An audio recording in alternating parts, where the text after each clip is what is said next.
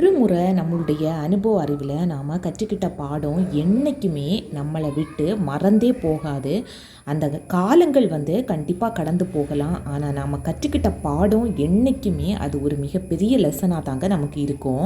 அதை கண்டிப்பாக நம்மளை நாம் எப்படி நடத்துகிறோம் அப்படிங்கிறத பொறுத்து மட்டும்தான் நமக்கு கிடைக்கிறது. Hi friends, welcome to Chris 2021 live to the way. The small request for you, இந்த கண்டென்ட் பார்த்துக்கிட்டு இருக்கும் போதோ இல்லது பார்த்து முடிக்கும் போதோ உங்களுக்கு பிடிச்சிருந்துச்சு அப்படின்னுட்டுனா ப்ளீஸ் லைக் பட்டனை ப்ரெஸ் பண்ணிக்கோங்க. நீங்கள் கொடுக்குற சின்ன சின்ன லைக்ஸ் தான் இன்னுமே மோட்டிவேஷ்னலாக இருக்கும். எப்போதுமே நாம் ஒரு விஷயத்தை ஞாபகம் வச்சுக்கணும். தனித்து நின்றாலும் நாம் துணிஞ்சு நிற்கணும். எதுக்குமே பயப்படவே கூடாது.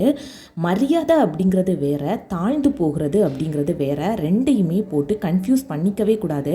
சிலர் பார்த்தீங்கன்னா மரியாதை அப்படிங்கிறதுக்காகவே எவ்வளவு கொட்டுனாலும் குனிஞ்சு தலையில் கொட்டு பட்டுக்கிட்டே இருப்பாங்க. இது பேர் மரியாதை கிடையாது. நாம் தாழ்ந்து போகிறதுனால அவங்க நம்மளை மட்டம் தட்டிக்கிட்டே தான் இருப்பாங்க. நம்ம தாழ்ந்து போகிறதுனால அவங்க நம்மளை தூக்கி வச்சு மெச்சுறது கிடையாது. கண்டிப்பாக காலில் தூக்கி போட்டு மெதிச்சுக்கிட்டே தான் இருப்பாங்க. ஸோ எப்போதுமே நாம் கன்ஃபியூஸ் பண்ணிக்கவே கூடாது. ரெஸ்பெக்ட் அப்படிங்கிறது வேற, அதுவே நாம் தாழ்ந்து போகிறது அப்படிங்கிறது வேற. நாம் தாழ்ந்து போக போக நம்மளுடைய செல்ஃப் ரெஸ்பெக்ட் அப்படிங்கிறத நாம் இழந்துக்கிட்டே இருப்போம். எங்கே எப்படி நம்மளுடைய மரியாதையை தக்க வச்சுக்கணும் அப்படிங்கிறதுல நாம் எப்போதுமே கவனமாக இருக்கணும். இன்றைக்கி நைட் டின்னருக்கு சப்பாத்தியும் பன்னீர் கிரேவியும் தாங்க ரெடி பண்ணி எடுத்துக்கிட்டேன். வாக்கிங் போகணும் அப்படின்னுட்டுன்னு பிள்ளைங்க சொன்னாங்க. ஸோ அது முன்னாடியே பார்த்தீங்கன்னா மாவை சூப்பராக விரசி வச்சுட்டு போயிருந்தேன். அப்போ தான் வரும்போது பார்த்தீங்கன்னா ரொம்பவே சாஃப்டாக மாவு இருக்கும். அன்றைக்கி அதே மாதிரி பன்னீர்லேயும் பார்த்தீங்கன்னா மசாலா தூள் எல்லாமே மிக்ஸ் பண்ணி வச்சுக்கிட்டு போனதுனால வந்த உடனே அதை பொரிச்சு எடுக்கிறதுக்கும் ஈஸியாக இருந்துச்சு. அதே மாதிரி கோதுமை மாவை நல்லா பிசைஞ்சு வச்சுக்கிட்டு போயிருந்தேன். வந்த உடனே பார்த்தீங்கன்னா குட்டி குட்டி உருண்டைகளாட்டு நான் தேவைக்கு ஏற்றது மாதிரி உருட்டி எடுத்துக்கிட்டே இருந்தேன். என்னோடய குட்டி பசங்க 2 பேருமே அதுக்கு ஹெல்ப் பண்ணிக்கிட்டே இருந்தாங்க. இந்த மாதிரி சின்ன சின்ன ஒர்க்கை நாம் சேர்ந்து பண்ணும்போது பார்த்தீங்கன்னா அவங்களும் ரொம்பவே ஹாப்பியாக ஃபீல் பண்ணுவாங்க. ஏதோ அம்மா கூட நம்ம ப்ரொடெக்டிவாக இருக்கிறது மாதிரியான ஒரு ஃபீல் இருக்கும்.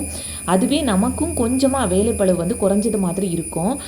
சில டைமில் பார்த்தீங்கன்னா கண்டிப்பாக மேலே கீழே அப்படின்ட்டு சிந்த தான் செய்யும் குட்டி பசங்க அப்படிங்கிறதுனால நாம் அதையெல்லாம் பெருசுப்படுத்தவே கூடாது. நம்மளும் அந்த மாதிரியான ஒரு சுச்சுவேஷனை கடந்து தான் வந்திருப்போம். குட்டி குட்டி விஷயங்களை நாம் கற்றுக்கும் போது தடுக்கி விழுந்திருப்போம். இனிமே நாம் உடனே கற்றுக்கிறது கிடையாது. அதே மாதிரி தாங்க அவங்களுக்கு ஒரு சின்ன ஒரு கிச்சனில் வேலை பார்க்கும்போது ஏதாச்சும் ஒரு சின்ன ஒரு வேலை சொன்னால் கூட அவங்க அவ்வளோ ஹாப்பியாக அதை இன்வால்வ்மெண்ட்டோட பண்ணுவாங்க. ஒரு சிலருக்கு தைரியம் அப்படிங்கிறது தானாகவே இருக்கும். ஒரு சிலர் பார்த்தீங்கன்னா அவங்களுடைய வாழ்க்கை அனுபவத்திலிருந்து கற்றுக்கிட்ட பாடமே அவங்களுக்கு ஒரு மிகப்பெரிய ஒரு மன தைரியத்தை கொடுக்கும். முக்கியமாக பெண்களுக்கு மன தைரியம் கண்டிப்பாக இருக்கணும். ஒரு குடும்பத்தை நிர்வாகம் பண்ணுறதுக்காக இருக்கட்டும், இல்லது ஒரு சொசைட்டியில் ஒரு வலிமையான ஒரு ஆளாக வலம் வர்றதுக்கும் மன தைரியம் இருந்தாலே எதையும் தாங்கும் துணிச்சலும் எதையும் செய்யக்கூடிய தூண்டலும் தானாகவே அமையும். பதிவில் பெண்கள் மன தைரியத்தை அதிகரிக்கிறதுக்காக ஒரு 7 டிப்ஸ் தாங்க நான் உங்ககிட்ட ஷேர் பண்ணிக்க போகிறேன். இதில் ஃபஸ்ட்டு டிப் என்ன அப்படின்னு பார்த்தீங்கன்னா, மன்னிக்கக்கூடிய மனநிலை. நம்ம மேலே அவ்வளவு வெறுப்பை காட்டுவாங்க.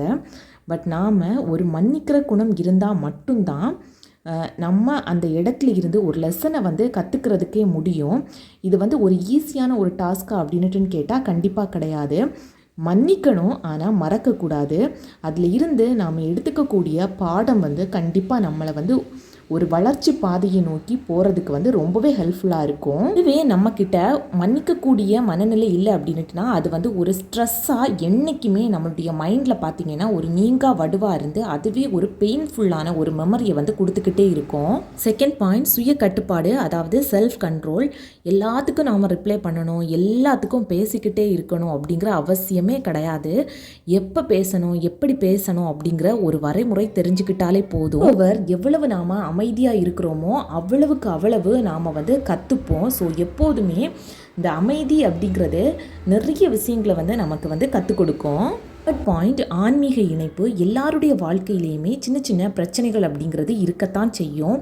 இந்த ஆன்மீக இணைப்பு அப்படின்ட்டு எடுத்துக்கிட்டாலே எந்த கடவுளை கும்பிடணும் அப்படிங்கிற ஒரு பிரச்சனையே வேண்டாம். உங்களுக்கு பிடிச்ச விருப்பமான கடவுள்கிட்ட நம்ம பிரார்த்தனையை வச்சுக்கலாம். இல்லை அப்படின்ட்டுன்னு பார்த்தீங்கன்னா இயற்கையுடனான ஒரு பிரார்த்தனையை வந்து முன் வச்சோம் அப்படின்ட்டுனா அது கூட நம்ம துவண்டு போகும்போது துவண்டு போகாமல் நம்மளை வந்து தழைத்து செழிக்க வந்து வைக்கிறதுக்கு வந்து அது ரொம்பவே ஹெல்ப்ஃபுல்லாக இருக்கும்.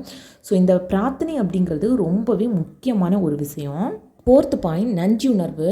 பெரிய பெரிய விஷயத்துக்கு தான் நாம் ஒரு தேங்க்ஃபுல்லாக இருக்கணும், நன்றி உணர்வோடு இருக்கணும் அப்படிங்கிற அவசியமே கிடையாது. சிறிய விஷயத்தில் கூட சந்தோஷம் மகிழ்ச்சி அப்படிங்கிறத வந்து நாம் ஏற்றுக்கிட்டாலே நாம் வந்து ரொம்பவே சந்தோஷமாக ஃபீல் பண்ணுவோம். நாமளும் எப்போதுமே நிம்மதியாக இருக்கலாம். ஒரு குட்டியோண்டு ஒரு செடி நாம் வச்சுக்கிட்டா கூட அதுலேருந்து ஒரு திளில் வர்றது, அதில் ஒரு பூ பூக்கிறது, இதில் இருந்து கூட நாம் வந்து ஒரு மகிழ்ச்சியை வந்து அனுபவிக்கலாம். இந்த மகிழ்ச்சி அப்படிங்கிறது கண்டிப்பாக அடுத்தவங்க வந்து நமக்கு கொடுக்கணும் அப்படிங்கிறது கிடையாது.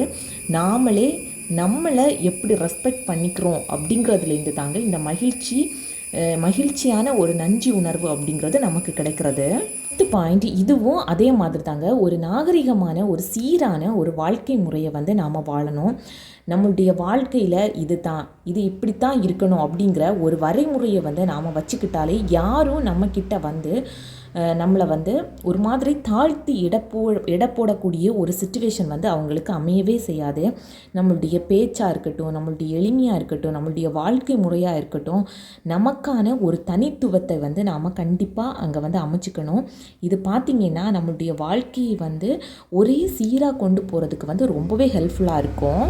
6th point, balancing.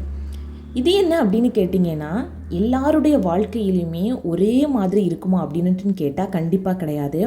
குடும்பத்துக்கு குடும்பம், வீட்டுக்கு வீடு அப்படின்ட்டு சொன்னது மாதிரி ஒவ்வொரு உறவுக்குள்ளேயும் பல்வேறு சிச்சுவேஷனை வந்து ஒவ்வொரு பெண்களுமே கடந்து வரத்தான் செய்யணும்.